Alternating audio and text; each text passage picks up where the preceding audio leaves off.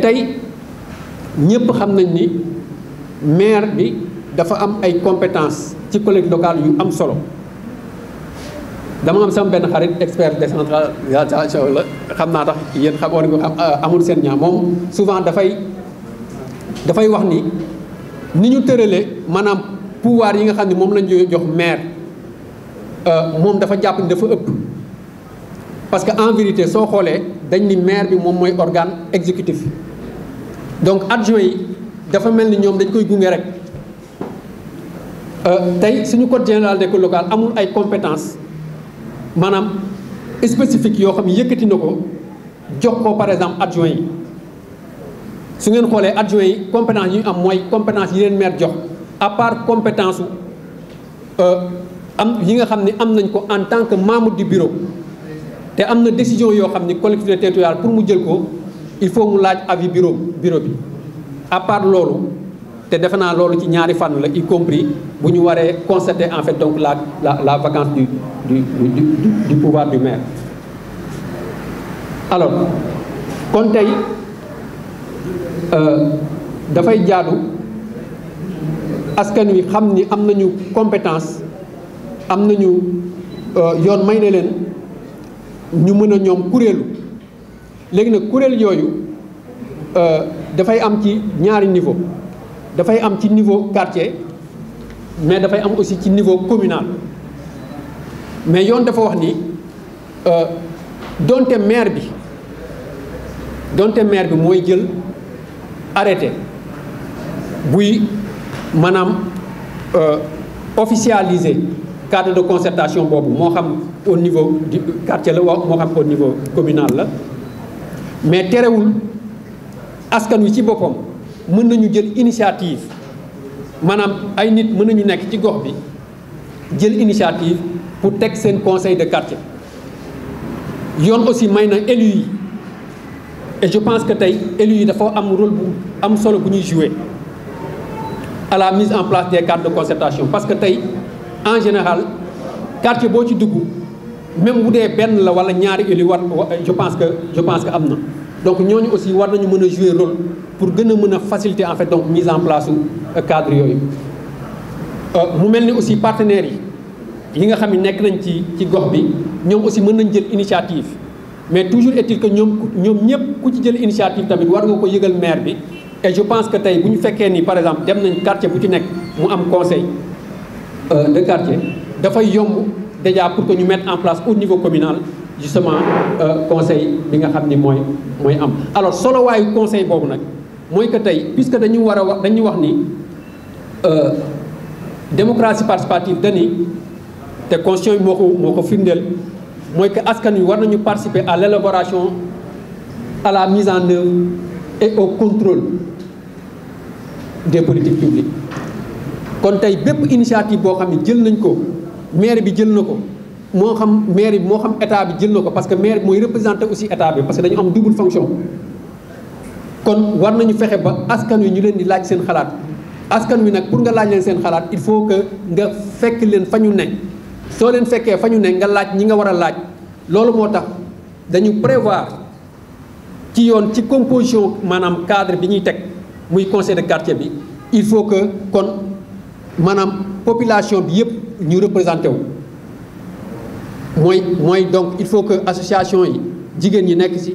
il faut que association sportive góor ñi ak jigéen ñi nekk ci il faut que maanaam ñiy représenté maanaam liggéeykat yi association professionnelle yi bokk ci il faut que ñiy représenté association diine yi bokk ci il faut donc que maanaam partenaire au développement yi bokk ci il faut que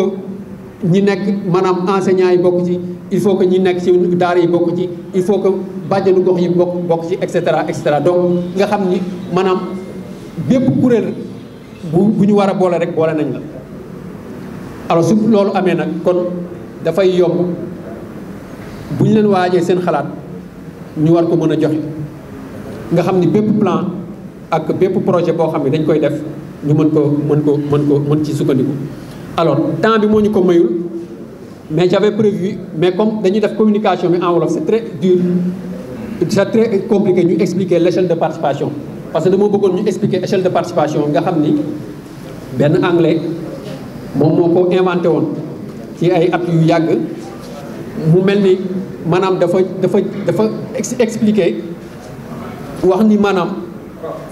participation ay niveau la maanaam dafa mel ni kuy yëg échelle mu ni échelle niveau bi ci njëkk niveau information la mu am ci niveau yoo xam ni maanaam dafa mel ni dañ lay boole dañu jàpp nañu yow boole nañ la mais fekk boole wuñ la noonu la ko toppee di ko topp ba ñëw consultation ba ñëw partenariat parce que nee na par exemple tey yow mën nañ la yëgal fekk yëgal nañ la rek waaye yëgal boobu bokkul ak yow ñu boole la mais mën nañ la boole aussi fekk boole bi doonte boole nañ la mais joxuñu la peut-être yow information yi nga xam yëpp war nga ko am donc moom ci échelle boobu mu inventé dañu gis ni tey bu fekkee ni appliqué nañ ko échelle am boobu je pense que dinañ gën a fexe ba nga xam ni kon concertation dinañ ko jox place am et dinañ dem ba nga xam ni maanaam finalement ñi askan wi ci boppam ñoom ñooy décider parce que askan wi seen mëbët yow moom nga war a wéyal donc da nga leen di delloo pouvoir bi. alors ci loolu aussi am na li ñuy wax les outils de la participation alors ci outils participation yi mën nañ ci tënk rek am na loo xam ni par exemple ay jumtukaay la yoo xam ne mën nañ fa jaar pour boole askan wi alors ci loolu am na lu ñuy wax site ay site internet am na ay médias ay émissions tey ñëpp xam nañ ni am na ay rajo communautaire au-delà de rajo yi ak télé yi tey askan wi mën nga leen toucher à travers par exemple ces émissions là tey nga ni par exemple tey dañ ci commune bi ñu nekk dañu war a waxtaanee mbir sàngam donc yow à travers maanaam rajo yi à travers peut-être site internet yi dinañ fexe ba nga xam ne askan bi ki nga xam ne moom mënul ñëw tax maanaam tey au-delà de peut-être tax dëkkul Dakar mais moom tey mën na participer effectivement donc ci développement dëkk yi. alors am na aussi li ñuy wax enquête sociologique am na aussi li ñuy wax maanaam réunion publique am na aussi li ñuy wax enquête publique am na aussi li ñuy wax conseil consultatif moom laa tudd noonu am na lu ñuy wax ay atelier participatif am na ñuy wax ay groupe de travail am na ñuy wax dialogue citoyen ay dynamique associative ay boîte à idées maire bi tey mën na am boîte à idées nga xam ne bépp citoyen bu am lu mu xalaat bu mu egsi foofu moom mën na ñëw en fait def boîte à idées nga xam ne bu ñu ko consulter dina ne man kat kii citoyen bi def na proposition ci wàllu sàngam kon mu mel ni outil participation bëri na alors xëy na peut-être pour terminer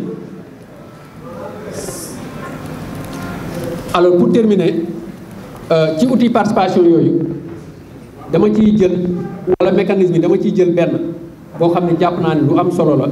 et d'ailleurs dañuy jàpp ni moom moo doon daanaka mécanisme bi gën a leeral maanaam démocratie participative loolu la ñuy wax budget participatif ak contrôle citoyen budget participatif niñ koy tëralee. allo test micro allo. nga xam ni maanaam population bi dañ leen di impliqué depuis le début. d'ailleurs bu ngeen xoolee allo test micro allo séance di conseil boo xam ni maanaam session budgétaire que dañuy woo askan wi ci réunion d'orientation budgétaire askan wi mooy seul conseil boo xam ne am nañu baat. alors donc bu ñu toppee maanaam processus boobu. s'il vous plaît ci ginnaaw.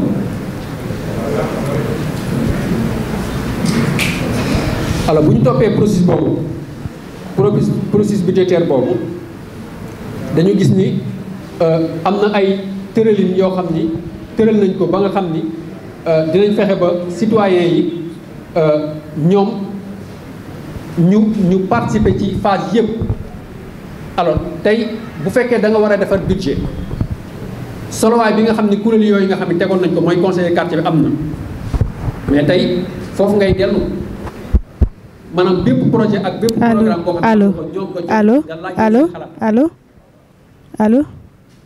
maintenant nag am na loo xam ne il faut aussi ñu leeral ko mooy ëllëg bu ñu waree teg cadre de concertation yi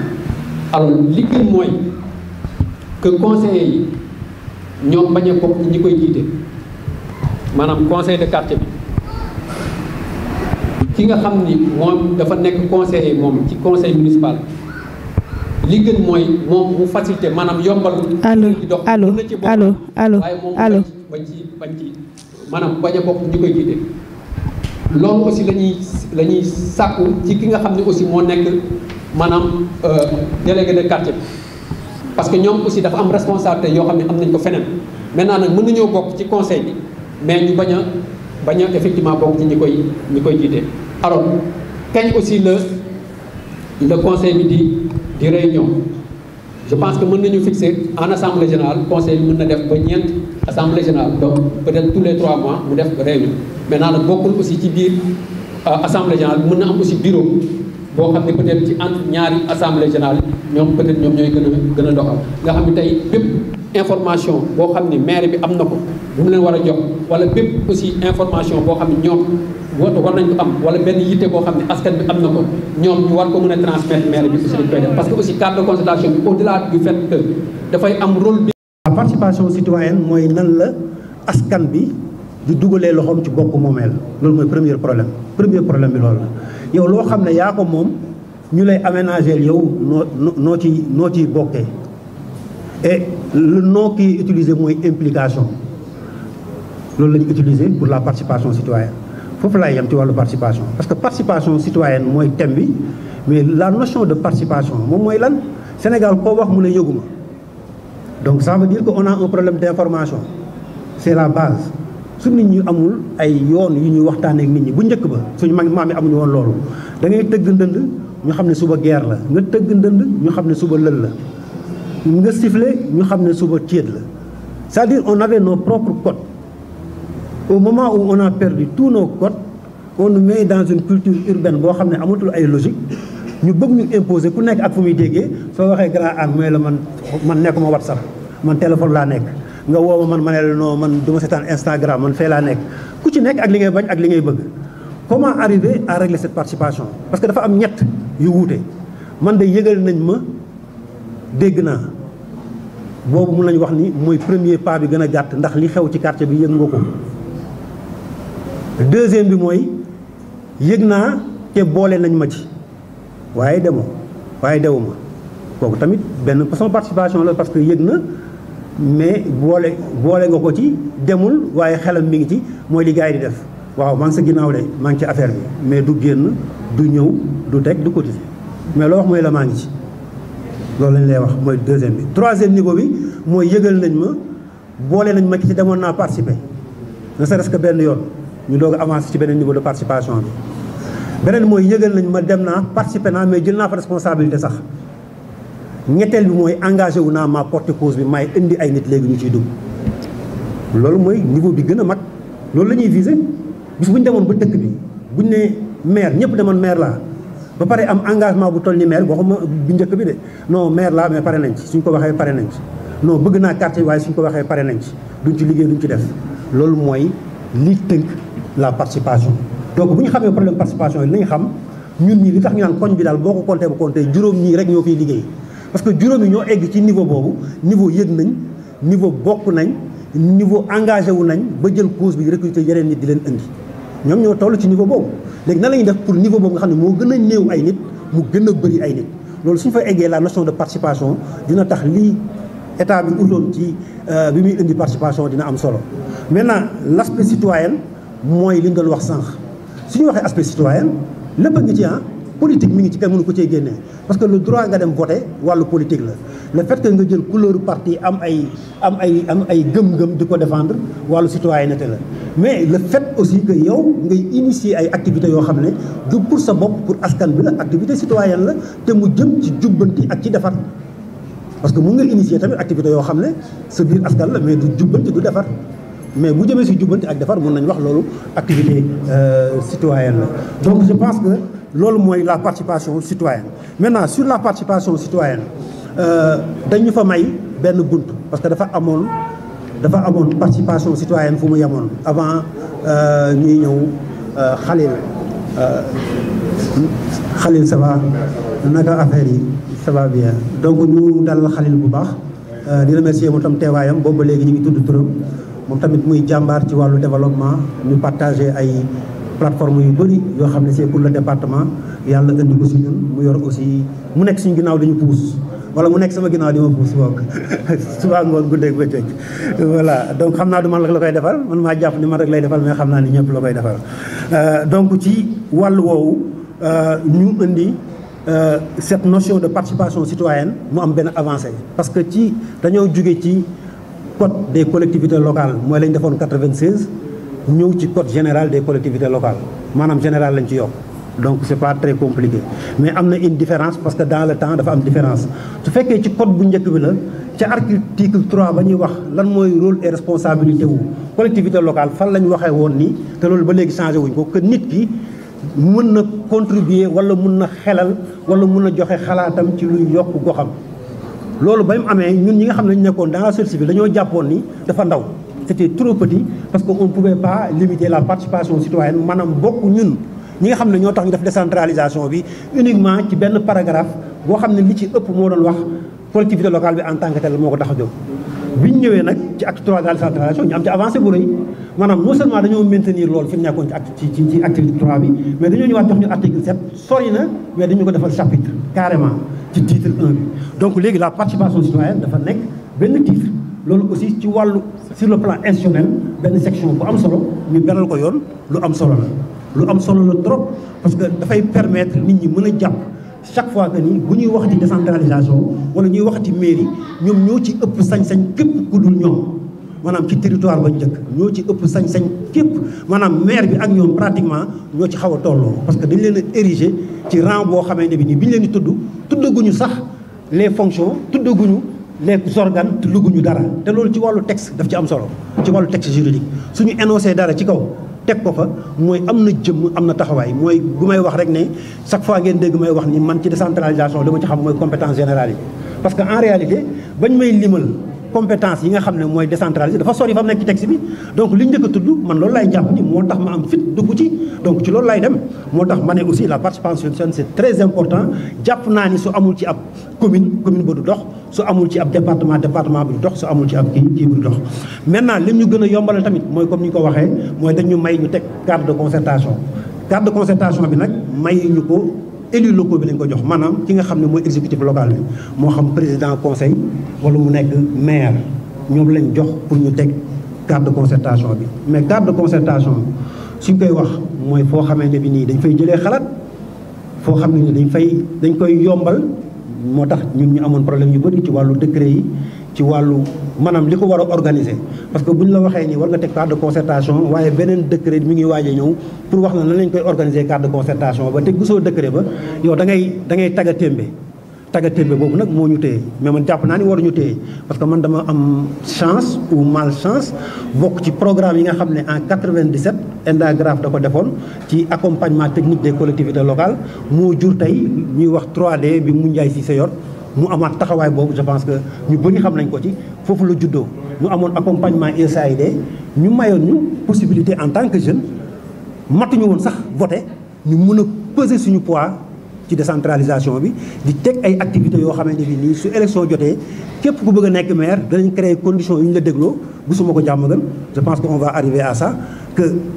nit ñi mën a organiser wu ba nga xam ne ñi nga xam ne bëggul defuñu politique wala même bu ñuy def politique ñu nekk ci cadre yoo xam ne bu ñu waree dem élection danañ woo ku nekk ñu ne la yow kaay wax ñu loo bëgg a def pour ñun artisans yi woo la ne la kaay wax loo bëgg a def si ñun keneen woo la ne la kaay bëgg a def si ñun loolu mooy cadre de concertation mais loolu dañ koy préparer en amont maintenant ci préparation boobu man wax naa sama vision c'est clair dama jàpp ni suñuy wax loolu mooy dafa am ay catégories yoo xam ne ñoo bokk bëgg-bëgg ba pare bari soo leen organiser wul du sotti moo tax moi j'avais pris l'engagement à Diamaguène de dire li ñuy njëkk a def suñu bëggee dem fu sori mooy il faut ñu am cadre de concertation mooy tax su ma yoree mairie bi que ma nekk Pastef ou ma nekk xawma bés du ñàkk ou ma nekk Linguère wala parti xawma Moussa amul sens li am sens mooy yan dispositif yoo fi nekk yoo xam ne nit ñi mën nañ ci intervenir yoo xam ne action yi ñu am ak initiative yi kenn mënu ko inhiber loolu moo ci am solo moo tax ñu waxoon ci cadre de concertation bi ñuy def c'est communal oui mais suñu première porte d'entrée mooy les conseils de quartier parce que mënuñu jël quartier parce que quartier dafa am ñaari volet dafa am volet bu chef de quartier bi yor mu nekk souscription administratif nga xam ne boo nee région wax département wax peut-être commune da nga naan quartier mu dépendre ci sous-préfet donc mu nekk benn découpage boo xam ne ci administration la dugg mu nekkaat aussi beneen espace boo xam ne dañ jàpp ni espace homogène la boo xam ne nit ñi mën nañ ci waxtaan su may wax nag quartier d'une manière globale waxuma découpage ay daggatu chef de quartier mu nekk harmonisation boo xam ne daf ñuy permettre ñu mën a avancer mais aujourd'hui suñu quartier yi non seulement on a benn conflit boo xam ne c'est un tiraillement entre des personnes yuy xëccoo chef de quartier mais suñu faloo tout ce que le maire fait ci moom lay jaar ku ko neex lay jox même yow boo amee intention wu boole ñëpp bu fekkee chef de quartier yi boole wu ñëpp da ngay am problème donc moo tax mu proposé li mu proposé mu ne kon est-ce que jar na conseil de quartier boobu ñu jox ko ñu dalawaat ko chef de quartier bi parce que ça devient problématique mais soo ko écarté aussi da ngay créer benn dualité en termes de leadership ci biir quartier boo xam ne peut-être que mun na créer conflit yi nga doon ragal lu ko ëpp wala ko mun mooy daan sa morom donc loolu aussi mu nekk loo xam ne man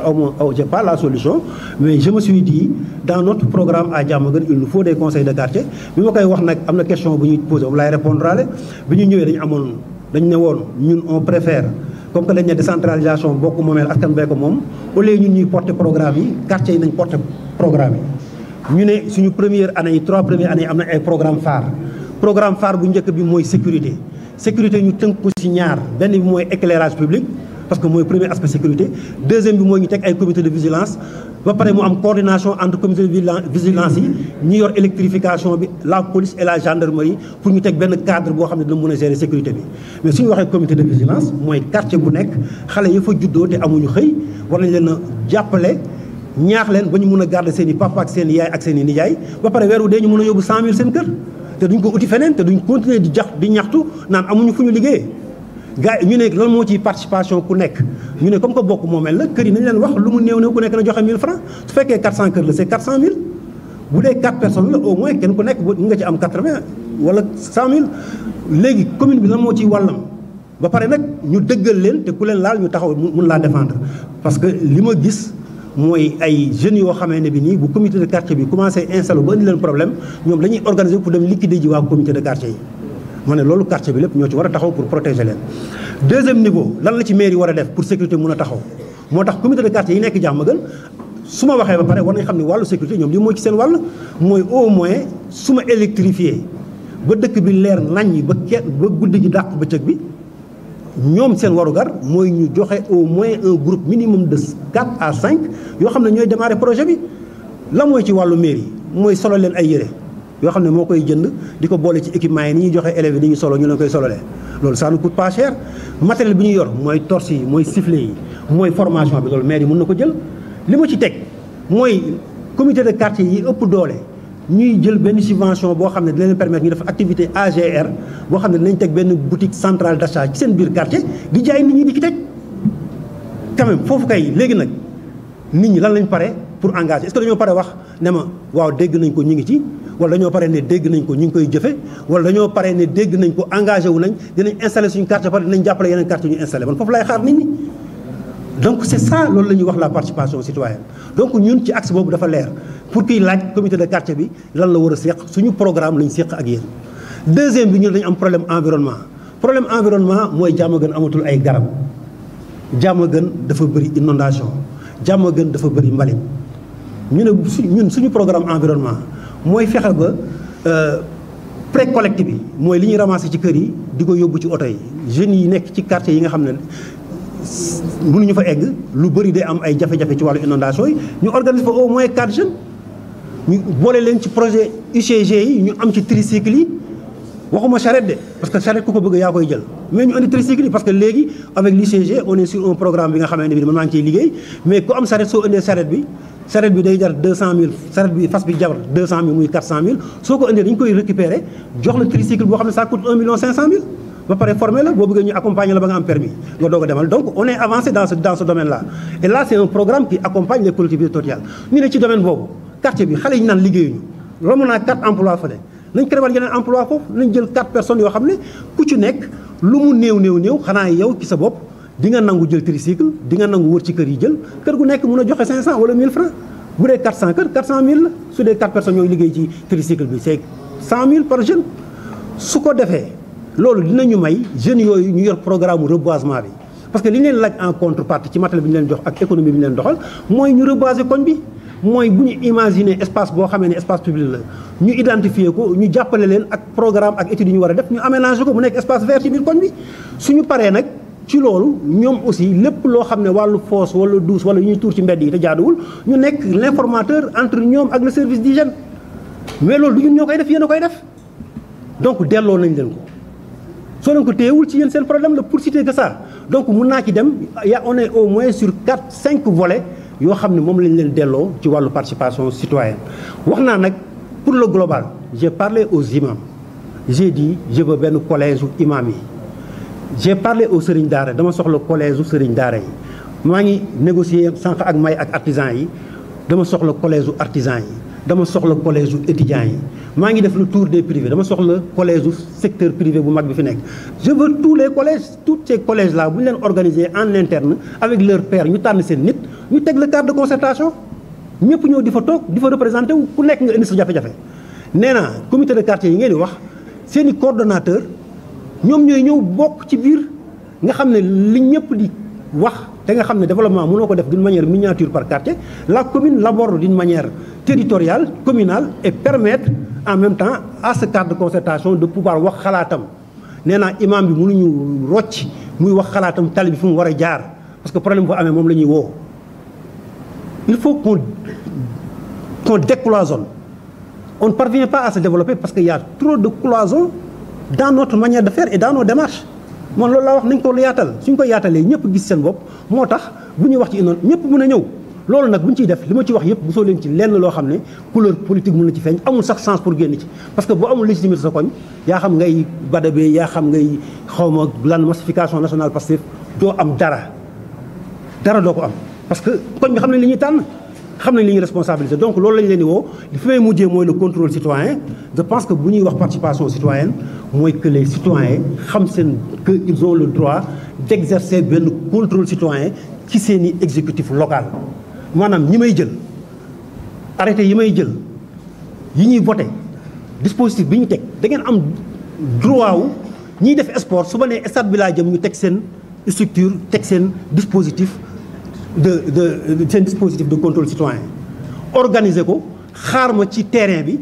li ma engagement yi ñu jël suñ ko matalewul ñu koy rappelé citoyen bi dafa am loo xam ne droit constitutionnel am la droit constitutionnel la te droit constitutionnel li code des collectivités locales joxe droit constitutionnel moo ko féete kaw donc mën nañ basé wu ci loolu déjà ñu bañ a xaar lu sotti comme ni mu ko waxee deuxième phase acte 3 xamoo guñu kañ lay ñëw mais soxla nañu développement au niveau de la base loolu il faut que ñu def ko te mënuñu ko def tant que jëluñu schéma bi ma wax léegi développement boo koy wax yaa ngi wax impulsion te impulsion le seul fait geste bi ngay def wane na leen ci suuf lay jóge dem ci kaw nii du am donc nañu jël à bras le corps lii nga xam ne modèle commencé na ko ñu fexe ba perpétuer ko répéter ko ci quartier yi je pense que bu ñu tënkee loolu lim ci teg rek mooy problème mu information mais ñun ñëpp ñoo ko bokk tubaab dafay wax ni l'information elle est quérable tubaab bu nee dara c'est quérable c'est parce que mën ngaa dem ci loolu wala loolu ñëw ci yow information noonu la mel soit tu vas vers l'information soit l'information ñëw ci yow te loolu tamit ay prérogatives la yoo xam ne textes yi maye nañ ko donc mën nañu dem ci lu bari ñëw na aussi si graduation wala stratification wu participation la notion de participation en tant que telle je pense que ñi nga xam ni am na fi bëri na ay experts ci biir bu ñu jëlee parole dinañ gën a ñëwaat ci forme bi donc su fekkee liste bi ñëwagul Omar nee na mi ngi nuyu la présence de Modou Faye mooy directeur Momo Business Ibrahima Khalil Dieye bu Transit Cheikh Oumar Dabo bu Gold DG Suisse Gold honorable député Khadiba te Madame Senghor teewal ko fi le coordonnateur départemental de Bës Du Ñakk monsieur Magueye Seck ak Omar Sakho nee na mi ngi nuyu aussi Imam Kane Malick Diom Yahya Fall ak journalistes yi nga xam ne yëpp ñëw nañ fi nee na waa RTS ñi ngi fi Sodiprom TV ñi ngi fi 3SA mi ngi fi Vision Actu ñi ngi fi Focus TV ñi ngi fi nee na aussi fàttewul King Torodo ak El Hadj Ga ak prestation yi nga xam ni def nañ ko fii. ñu ngi nuyu bu baax a baax ñi nga xamante ne ñooy panélistes yi nga xam ne ñoo fi ñëw di rafetlu bu baax initiative bi nga xamante ne bi ñuy taxawal nañ ko au niveau de la commune de Diamaguène Sicap Mbao di rafetlu bu baax aussi tamit li nga xamante ne bi ni moo nekk thème général bi mu ngi wax ci le droit d'être différent et le devoir d'être ensemble pour un développement local. tey jii nii loolu noonu ñu ngi koy rafetlu bu baax nga xamante ne bi nii le droit d'être différent tey jii soo gisee da ngay xam ne être différent warul tax ki nga warul mën a tax ñun ñu bañ a liggéeyandoo wala ñu booloo liggéey suñu gox liggéey suñu réew. rafetlu nañ bu baax a baax ñi nga xam ne mooy teewaay bi parce que ñii da ngay gis ñii fii lañ nekk ñee ñu nekk fële ñee ñu nekk fële bu ko defee rek dañuy sol suñu mbubu journaliste am benn question bu ñu posé suñu professeur Ndiaga Sylla. Il nous a parlé de la décentralisation, il nous a parlé du principe de participation. tey jii loolu noonu yëpp bu amee ba nga xamante ne ni taxawal nañ ay conseillers au niveau des quartiers au niveau de la commune de Diamaguène Sicap Mbao ana naka la ñu war a mën a def pour ceux qui se sont donnés comme projet d'éradiquer la déperdition scolaire. ndaxte tey jii am na ñoo xam ne ñoo juddoondoo fii ñun ñoo yaroondoo ñoo nekkandoo si école yi mais da ngay gis à un moment donné dañuy abandonner école à un moment donné dañuy bàyyi jàng bi nekk si leneen. ñooñu noonu ana nan lañu war a mën a def ba nga xamante ne bi ni duñu si li ñu nekk métier yu ñu nekk ana nan lañuy def ba recadrer waat leen parce que suñuy mag suñuy rakk la ñuy gis ñuy nekk si yenn toogi nii wala ñuy dugg si yeneen yoo xamante ne bi nii c'est pas recommandé wala bokkul si li nga xamante ne bi nii moom la yoon doxal ana nan lañu war a mën a def ba nga xam ne conseillers yooyu noonu dañu mën a jàpp bu baax a baax si recadrer waat ñooñu wala tey jii même bu ñu génnee sax ñu mën a réinsérer wu waat deuxième question bi mi ngi doon li nga xamante ne bi nii à l'endroit du maire de Diamaguène Sicap Mbao tey jii ana nan ngeen war a mën a xalaatee wala aussi tamit si wàllum ñi nga xamante ne bi nii jànguñu waaye ñi ngi nekk si wàllum ay ouvrier lañ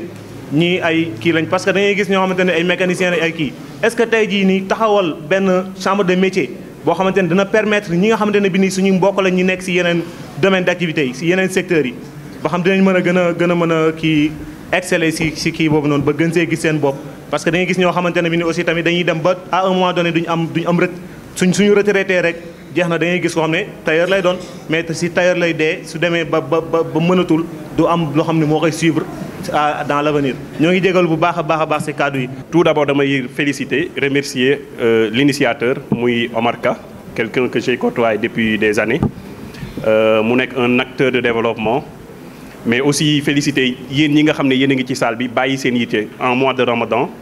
ñu toog fi ba waxtu bii nii am na ñoo xam ne peut-être xalaatuñ woon bañ a julli timis to timis gi romb na leen ainsi de suite.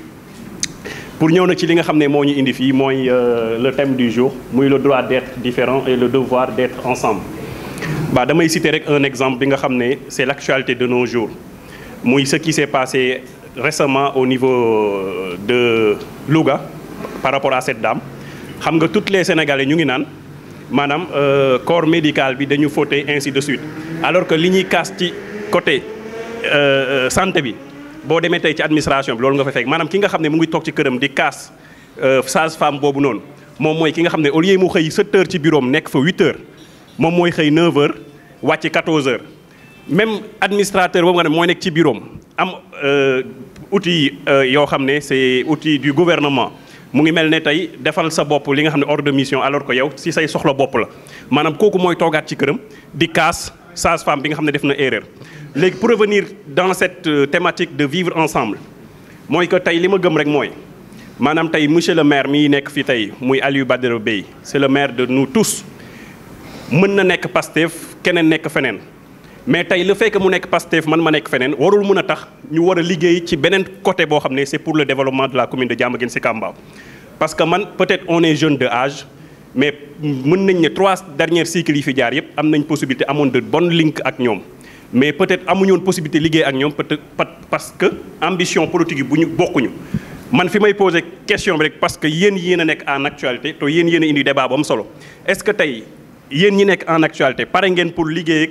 la jeunesse bi nga xam ne ñu ngi fi te bokkuñu ak yéen maanaam yoon ci côté langue politique question boobu laa amoon bu may bàyyi en attendant. wax bon thème bi dafa am solo lu tax mu am solo parce que différence bu ñu mën a gis partout surtout fii Sénégal entre la population et ñoo xamante ne ñu leen fal parce que boo xasee ba falu rek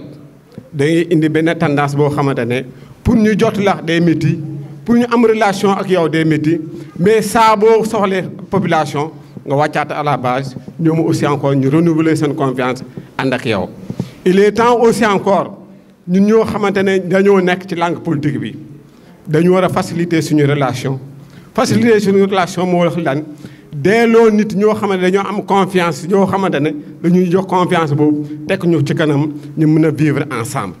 loolu moo vivre ensemble c'est-à-dire nit saa bu la soxla rek bu la gisee bu la déggee rek daal di relation bi day daal di yàgg relation bi day daal di am maanaam man loolu kese laa xam loo xamante ne li may wax ci débat bi. liñ ciy njëkk a wax rek déjà moo di wax ni comme ni ko monsieur le maire Maguette Seck waxee moom noonu la demee il faut savoir accepter la différence mais la différence dans ce cadre-ci parce que borom bi subhanahu wa taala moom moo ñu njëkk a xamal la différence parce que moom moo bind ay doomu aadama ñu nekk ay tribu ak ay peuple ba pare sant leen ñu def ce qu'on appelle une intégration entre eux intégration bi nag bu fekkee ne da ngay dégg rek aaya bi da ngay jàpp ni tribu et peuple dafa nekk loo xam ne dafa sori mais dama jàpp ni bu ñu ko wàccee aussi ba ci niveau local da ngay yëg ni mën na tekki lu baree bari te bu ñu ko dugalee dans le domaine politique kon différence bi mën na situé à travers nos partis politiques à travers nos mouvements à travers aussi nos associations à travers aussi et cetera kon loolu aussi daf ñuy joxoñ rek ci ni quelle que soit la différence il y a toujours la possibilité de pouvoir vivre ensemble il y a aussi la possibilité de pouvoir s'intégrer il y a aussi la possibilité de pouvoir se donner les mains pour au moins envisager à ce qu'on appelle un développement local moo tax ci kaw loolu dégg nañ monsieur Sylla moo intervenir dans le cadre de ce qu'on appelle la démocratie participative rafetlu nañ ko macha allah defe naa ni dugal nañ aussi 3 articles mais articles yooyu aussi yëpp boo koy natt bi nga koy natt da nga yëg ni rek c'est le citoyen moom la ñuy jéem a jox doole pour mu mën a yëg ni lii loxoom daf ci war a dugg lii moomeelam la kon même bu fekkee am na sax ay décideurs yoo xam ne ñoo fi nekk comme monsieur le maire comme aussi le conseil municipal moom aussi il a droit kon loolu aussi defe naa ne ñetti articles loolu lañ ciy mën a jàngat waaye loolu aussi daf ñuy yee ci ñun benn yëg-yëg dañu am benn interrogation bu ñuy poser l'interrogation moo di ni est-ce que loolu aussi je pense que monsieur Sylla dana ci mën a répondre moo di est-ce que loolu aussi bien que am na solo est-ce que nekkul aussi un peu le contradictoire par rapport à l'esprit du choix de la population mais aussi au rôle des conseils municipaux ça c'est une question que je voudrais poser par rapport ak implication boobu par rapport aussi ak démocratie participative boobu beneen bi aussi je pense que ñu bari évoqué nañ ko bi ñuy ñëw aussi di wax moo di ni il est bien vrai que ñoom dañu war a impliqué wu mais ici à notre niveau le problème c'est l'information parce que nit ñi amuñu information boo xam ni daf leen di permettre ñu yëg ni ñoom am na leneen lu ñu war a mën a jouer lu dul rek amee benn rôle attentiste parce que la plupart ci ñi nga xam ñoo nekk aussi ci suñu quartier yi daanaka noonu rek la ñuy doxalee da ngay dégg sax ñoo xam ne dañu am na ay comité de quartier wala am na yeneen organisation yoo xam ni mën nañ constituer ce qu'on appelle un conseil consultatif mais duñ ci yëg seen bopp ba mu jeex parce que vraiment l'information duñ ko am je pense que donc il sera très impératif à partir de ce moment que l'équipe municipale ñu jéem a jouer rôle boobu beneen bi aussi mooy bu ñu jouer rôle boobu ba pare aussi ñu bañ ko accaparer politiquement parce que li ñuy wax aussi c'est une réalité même bu fekkee ne dañu nekk dans le cadre de Diamaguène Sicap Mbao mais on évolue aussi autour d'autres collectivités donc du Diamaguène Sicap Mbao on parle dans le cadre général kon loolu aussi bu fekkee ni loolu am na aussi l'équipe municipale ou bien le maire lui-même bañ a def benn genre appareil politique def ko accaparement parce que ñun aussi au niveau social loolu dañ ko miin trop la plupart du temps dañu maire kat moo wax ñu am benn comité de quartier maire kat moo wax ñu def nangam sang maire moo wax ñu def nangam sang comme si que ni maire bi koy wax aussi il attend quelque chose en retour sur le plan politique alors que li mu waroon a xaar ci retour mooy ñooñu mën a constituer un conseil consultatif mën a am seen baat ñu di ko mën a dox di ko mën a joxe mën a nekk aussi un organe de contrôle surtout parce que je pense que ça a été évoqué par monsieur Sylla sur la mise en œuvre mais aussi comme étant un organe de contrôle ñoo ngi jégalu ci kàddu yi bu fekkee gudd na di delluwaat rek di jaajëfalaat bu baax a baax ñi nga xam ne ñoo nekk ci salle bi yëpp te jotuñu leen woon a tudd di ko jaarale aussi ci turu Mawa Ndiaye merci beaucoup. damay ñëw si sous thème bi monsieur Ndiaga Sylla développé mooy concernant la démocratie participative donc vraiment dafa nekk man personnellement lu ma yitteel parce que man j'habite à Fass chez nous il y a un conseil de quartier il y a des conseils de quartier ça je veux dire parce que à Fass Mbao bon am na 3 sous-quartiers bu si nekk am na conseil de quartier donc ñun je pense que on est en avance sax parce que depuis 2019 lañ ko mettre sur pied bon am na yiy dox am na yuy xaw a kii donc foofu li mu wax li c'est vrai problème mu décret am na mais wax na ko l'article 102 de la constitution réglé na problème bi parce que constitution bi moo nekk ci kaw lépp loolu warul empêcher je pense que warul empêcher les élus locaux pour ñu mën a n'est-ce pas mettre sur place n'est-ce pas les conseils de quartier donc defe naa loolu warul nekk entrave parce que ñëpp xam na ne conseil de quartier arrêté municipal moo koy officialisé et y a l'article y a la constitution donc man foofu damay wax ni à Diamaguène Sicap Mbao nañu taxaw ci conseil de quartier yi donc c'est un plaidoyer que je fais parce que loolu sax day dimbali le maire link bi muy def entre la municipalité et les populations soo xoolee la décentralisation ça s'arrête au niveau du conseil municipal loolu am na ko wax léegi eggul ci population yi xamuñu suñu voté pare nañ ci xamatuñu le suivi et je pense que outil bi mooy le conseil de quartier ci échelle quartier ak n'est-ce pas le cadre de concertation ci périmètre communal bi mooy li monsieur Ndiaga Sylla doon wax sànq donc loolu il faut que bon c'est un plaidoyer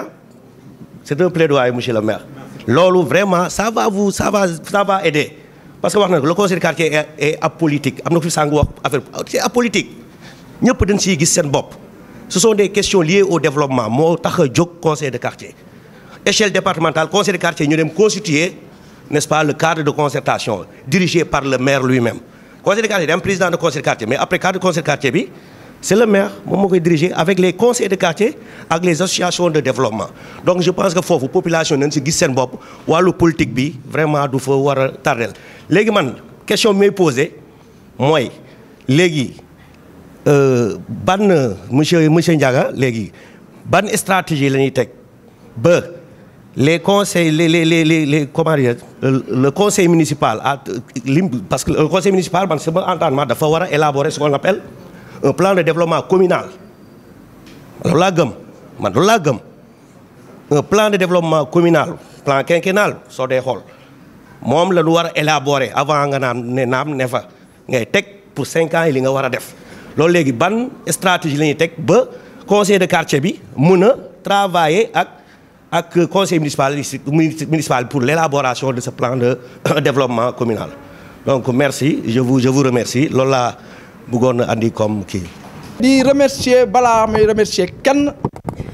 ki nga xamante ni moo tax tey jii CREI mu Diamaguène Sicap Mbao yëpp teew fi mu Seydina Omar puisque esprit d'initiative bi mu am ba mu maynu au niveau départemental ki nga xamante ni mooy sunu tête de liste nekkoon fi muy Megay ñëw fekkee te moom dafay nekk fil conducteur boo xamante ni lii ñuy def dina ko tasaare ci foo xamante ni xëy na dina amal njëriñ askan bi tey jii li nga xamante ni moo nu dajale war na tax ñun ñu xam ni dafa am lu nu fal mais bu nu xasee ba fal nous devons travailler pour les populations maanaam mbubbu politique moo nu yóbbu ci mairie mais bu nu xasee ba dugg ci mairie dañu war a génnee mbubbu politique yi nekk mbubbu askan bi nga xamante ni moom moo tax ñu teg foofu ci biir loolu conseil de quartier yooyu ñu wax article 83 comme li ko panéliste yi waxee nga xamante ni vraiment jàmbaar la ñëpp xam nañ ko naw nañ ko ci xam-xamam may na ñi nga xamante ni ñoo nekkul ci biir conseil municipal ñu mën a ñëw dugg ci biir conseil municipal organiser wu ñoom organiser wu en dehors du conseil ci seen quartier yi taxaw jéem a fexe bi nga xamante ni nekk en harmonie avec le maire nga xamante ni ci cadre boobu mën nañu ñëw ñu am ay conception yi def di ko élaborer avec ñi nga xamante ni ñoom ñoo fa nekk ay délégués de quartier ak ñi nga xamante ni ñoom ñoo fa nekk ay conseillers municipaux. Il a bien dit, le panéliste, il aurait souhaité que conseil de quartier yooyu pour que délégué de quartier bañ ko jiite pour que conseil bañ ko jiite mais benn inquiétude lay am le conseiller élu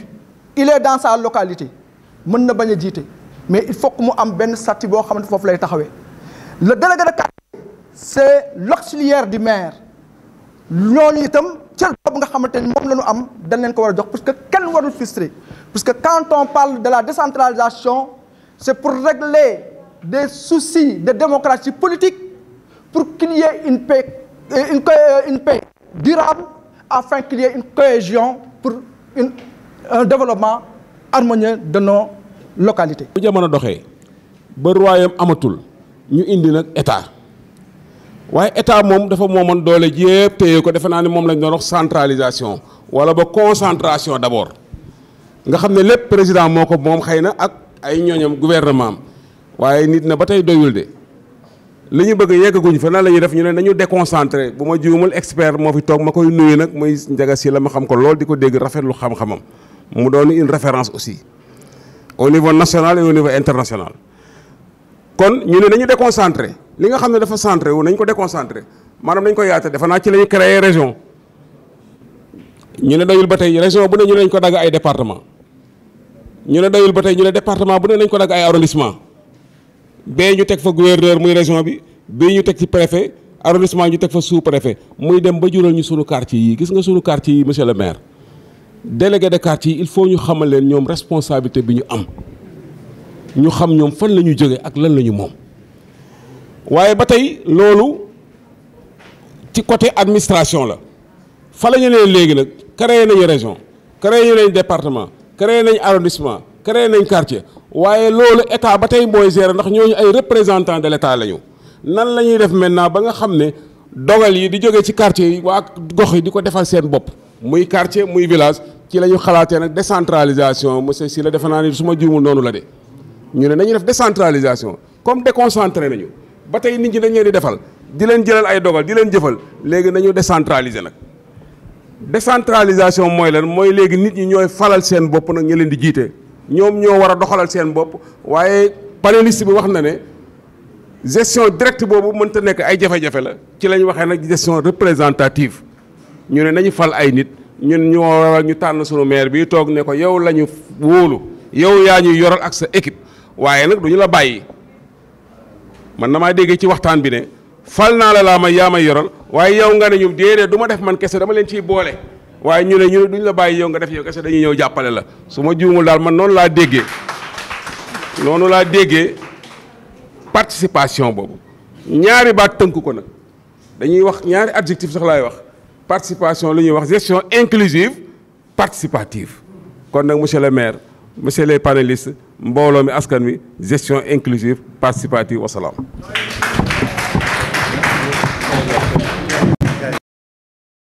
toog ak ki nga xamante ni mooy monsieur le maire nekk ci maire bu bees bu commune bu Diamaguène Sicap Mbao mbégte la ñuy am mais aussi dinañ ko wax li nga xamante ni moom la population bi gën a soxla